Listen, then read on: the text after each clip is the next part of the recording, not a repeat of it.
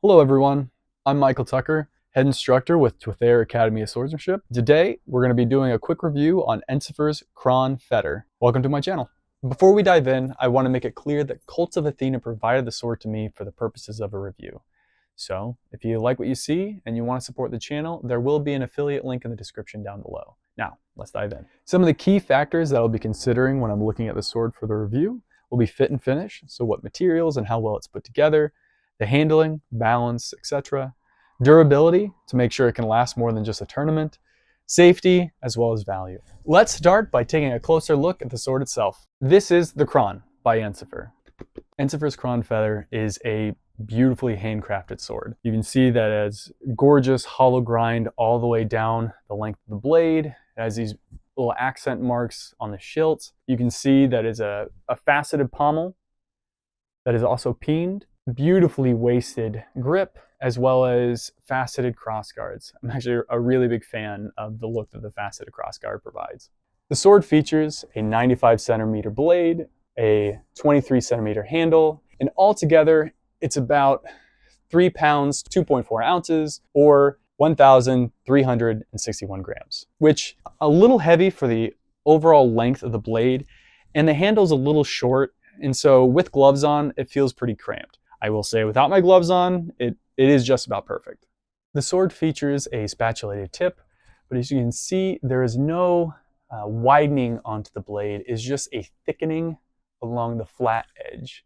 I do wish it was spatulated a little bit more. I would probably cap this one even with friendly sparring. I just don't think it's quite wide enough for my liking. Overall, the fit and finish is great.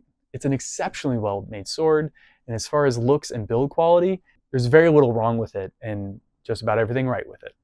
With handling and performance, it is built like a tank and performs a little like one too. I prefer a lighter blade, and I prefer to be at a longer measure than I think this guy is made for.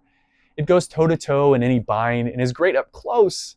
It almost wants you to use the pommel rather than the blade with how it wants to pivot around. It even has a shorter crossguard to prevent it from getting in the way. Being so good up close means that it kind of struggles with the measure. I mean, the handle is short, the blade is short, the crossguard is short.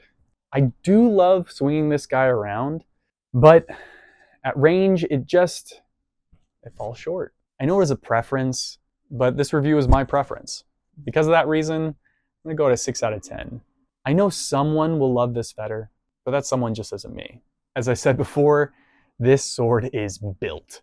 After hours of sparring, I really can't find any damage whatsoever, except for maybe a few nicks on the crossguard. And I'm sure the wrap would begin to fray if I took too many hits there, but I don't think anything is gonna break on this sword for a long time. Durability, 10 out of 10. A built sword has some inherent drawbacks when it comes to safety. There is a lot of mass that is in this sword, and you gotta be careful when you swing it around, especially when you consider that the blade is a little too stiff for my liking, the spatulated tip is a little too small for my liking. In fact, I caught myself really reducing the amount of thrusting I did, and I started to limit the types of moves I did because I was worried about hitting a little too hard or thrusting a little too hard. So I really am not a huge fan of the safety features that are built into this fetter. That being said, I also wouldn't really recommend it for a newbie. Because of that, I'm going to give it a 6 out of 10 on safety. This sword is $588 on Cults of Athena. I know it's expensive in a vacuum. $588 is a lot of money, but in the context of HEMA, especially the market segment that Ensifer is clearly going for, which is at the absolute pinnacle of the HEMA market, I think in that case, it is pretty good value. And because of that, I'm going to give it a 7 out of 10.